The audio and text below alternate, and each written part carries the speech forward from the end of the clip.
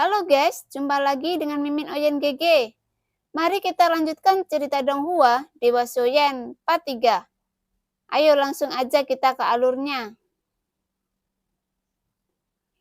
Origin Ki Dewa yang bergejolak menyapu tubuh Xiaoyan dengan gila-gilaan.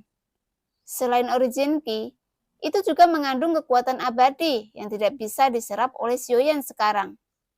Tetapi ketika kekuatan abadi ini meluap dari tubuh Xiaoyan, itu benar-benar diserap oleh baju besi dewa palsu. Selain origin Ki dan kekuatan keabadian, Jindan juga mengandung energi iblis yang sangat kuat. Pil ajaib Qian dengan 80 garis di tubuh Xiaoyan dipadatkan dengan kecepatan tinggi. Dan setelah beberapa saat, itu menembus 100 baris. Pil ajaib Qian juga menghilang pada saat ini. Warnanya berubah dan pil Qian berubah menjadi warna ungu. Gambar cahaya iblis Tianhe, keterampilan bertarung warisan dari Yang Mulia Iblis Tianhe yang diperoleh Xiaoyan sebelumnya, membutuhkan berkah energi iblis yang kuat. Selain origin Ki-nya sendiri, tetapi kekuatan keterampilan bertarungnya sangat bagus.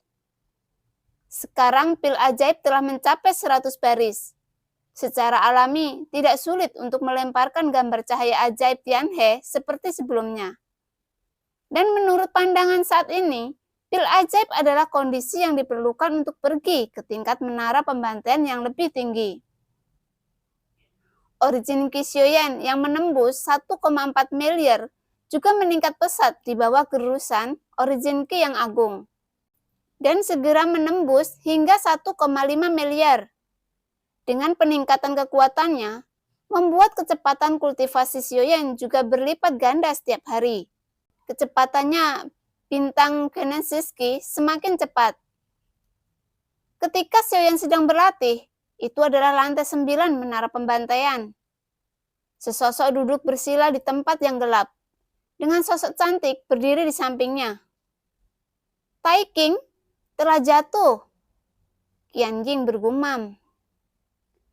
Sosok yang duduk bersila perlahan membuka matanya. Sosok ini persis klon bernama Yonghe yang dikendalikan oleh Su Hao. Saat ini, matanya datar dan dia tidak bisa melihat kesedihan atau kegembiraan. Tetapi jelas bahwa Tai King jatuh masih dalam pikirannya, menyebabkan beberapa fluktuasi meningkat. Apakah menurutmu dia mati dengan mengungkapkan informasi itu? Atau apakah itu dilenyapkan karena alasan lain? Yonghe bertanya perlahan. Qianyin yang berdiri di sampingnya tidak lain adalah Yu Qing. Yu Qing merenung sedikit. Alisnya sedikit berkerut, tubuhnya montok, tapi tidak gemuk atau kurus. Itu sangat pas dan dia memiliki kecantikan yang lembut. Tapi saat ini, Yu Qing tidak memiliki senyum di wajahnya. Meskipun dia dan Tai King suka bertengkar dan mempersulit satu sama lain, ketika dia benar-benar mengetahui bahwa pihak lain telah jatuh, dia merasa sangat tidak nyaman.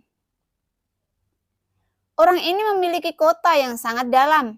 Bahkan jika Anda tidak dapat berbicara tentang orang ini, permaisuri memiliki kota yang lebih dalam. Apa yang mereka berdua pikirkan, saya akan menunggu. Saya tidak bisa menebak sama sekali. Selama periode waktu yang saya ikuti, saya hanya merasa bahwa orang ini bertingkah aneh, bahwa dia melakukan gerakan acak dan tidak memiliki aturan. Benar-benar mustahil untuk dipahami, kata Yu Qing dengan ekspresi pahit. Ketika dia mendengar kata permaisuri, mata Yonghe juga menunjukkan warna yang kompleks.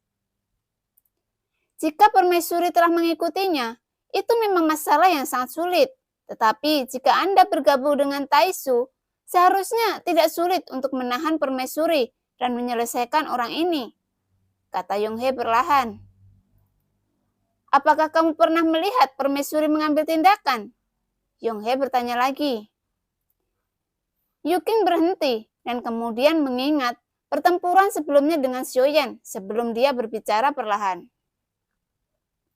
Permaisuri tidak pernah menyerang secara langsung, tetapi dia persis sama dengan Tuan Istana. Dia adalah tubuh abadi, tetapi Genesiski tampaknya masih berada di dewa pertempuran. Jadi saya pikir dalam banyak kasus, permaisuri menembak secara diam-diam. Tapi permaisuri benar-benar terlalu kuat. Selama dia tidak ingin aku memperhatikan tembakannya, dia tidak bisa melihatnya sama sekali. Bahkan, selama dia tidak mau, kita tidak bisa mengetahui di mana dia. Permaisuri seperti hantu, seolah-olah bersembunyi dalam bayangan.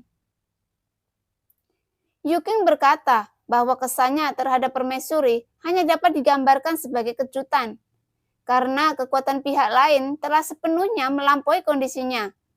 Sama seperti dewa pertempuran, tidak dapat membayangkan dewa pertempuran. Dewa pertempuran tidak dapat membayangkan keabadian.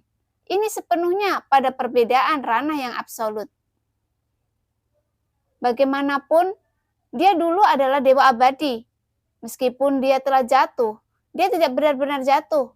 Tetapi sekarang kekuatan yang dia miliki hanya akan digunakan semakin sedikit. Setelah kekuatan yang tersisa habis, dia juga akan menggunakannya, mengantar ke musim gugur yang sebenarnya. Yonghe mengangguk. Seolah-olah dia bisa merasakan keterkejutan dan kekaguman permaisuri di hati Yuking. Bahkan Yonghe sangat berhati-hati dengan permaisuri. Jadi dia berencana untuk bergabung dengan Taisu untuk melancarkan serangan terhadap permaisuri. Bahkan jika dia tidak bisa mengalahkan permaisuri dalam pertempuran ini, dia masih bisa menggunakan tangan Taisu untuk menguji permaisuri. Selain itu juga dapat membuat Taisu dan permaisuri membalas dendam. Tujuan sebenarnya Yonghe jelas bukan untuk melenyapkan Xiaoyan. Lagi pula, tampaknya penampilan hidupnya tidak begitu penting baginya. Karena seni penyamaran tidak sulit dan bukan tidak mungkin untuk menjadi persis seperti dia. Sejauh ini, yang sebenarnya ingin diselesaikan Yonghe adalah kaisar wanita itu. Munculnya permaisuri adalah ancaman terbesar bagi istana Dewa Berburu selama waktu ketika dia tidak muncul, belum lagi menguasai dunia nyata Xuan Yin. Tetapi di seluruh dunia nyata Xuan Yin, istana Dewa Berburu memiliki posisi terdepan yang mutlak. Dan dengan perkembangannya, semakin banyak pembangkit tenaga listrik yang bergabung. Sumber daya yang dimiliki oleh istana Dewa Berburu juga tumbuh. Jika hal-hal seperti ini terus berlanjut, istana Dewa Pemburu pasti akan berkembang menjadi kekuatan terkuat di dunia nyata Xuan Yin dalam waktu dekat. Adapun Yonghe, dia mampu mencapai tingkat mantan permaisuri dan memiliki hak mutlak untuk berbicara dan mengendalikan seluruh dunia nyata Xuan Yin. Kekuatan inilah yang Yonghe kejar pada tahap ini. Munculnya permaisuri sekali lagi membuat Yonghe merasa krisis, dan sikap permaisuri terhadap istana Dewa Berburu, meskipun tidak ada permusuhan yang jelas, tetapi lebih dari itu, semakin bijaksana ratu dalam hatinya. Baoqi akan membunuh istana Dewa Berburu kapan saja, jadi Suho harus membuat persiapan terlebih dahulu. Yang terbaik adalah membiarkan kekuatan ketiga berbaur, seperti Taisu. Kekuatan Taisu di dunia nyata Xuan Yin hanyalah puncak gunung es dan tidak pernah menonjol. Tetapi Suho tahu bahwa kekuatan Taisu juga sangat kuat. Yang terbaik adalah memicu perang di antara keduanya. Adapun sendiri, tambahkan bahan bakar ke api. Apa Anda bisa? Tak lama kemudian, suara derap datang dari lapisan ke-9 kabut abu-abu. Dua sosok datang berdampingan dan akhirnya melayang di depan Yonghe. Kamu adalah tuan istana dari istana Dewa Berburu? Salah satu dari mereka berkata dengan suara yang dalam. Dan kedua sosok itu mengenakan baju besi dewa palsu. Dan pelindung kepala ditutupi kapan saja. Kepala itu sendiri adalah kunci fatal. Jadi biasanya tidak mungkin untuk mengungkapkan kekurangan apapun, jika tidak akan sangat mudah untuk dibunuh oleh orang lain. Penampilan baju besi dewa palsu kurang lebih sama, hanya warna dan bentuknya saja yang sedikit berbeda. Tentu saja yang membedakan adalah nomor pada lengannya. Mata Yong He juga jatuh pada lengan kedua orang Taisu ini untuk pertama kalinya. Dan ada dua angka berbeda, 817 dan 830 pada lengan mereka. Ketika dia melihat dua angka ini, Yong He sedikit mengernyit dan sepertinya merasa sedikit tidak senang. Tetapi itu hanya sesaat. Matanya kembali jernih dan dia mengepalkan tinjunya sedikit ke arah dua orang yang terlalu palsu ini. Ya, istana perburuan di bawah Su Hou akan runtuh. Su Hou berkata perlahan, menghadap kedua Taisu, dan ada suara Su Hou datar. Tetapi tidak ada tatapan rendah hati di depan mereka. Tetapi matanya dingin, seolah menunjukkan bahwa dia adalah master sejati dari alam Xuan Yin.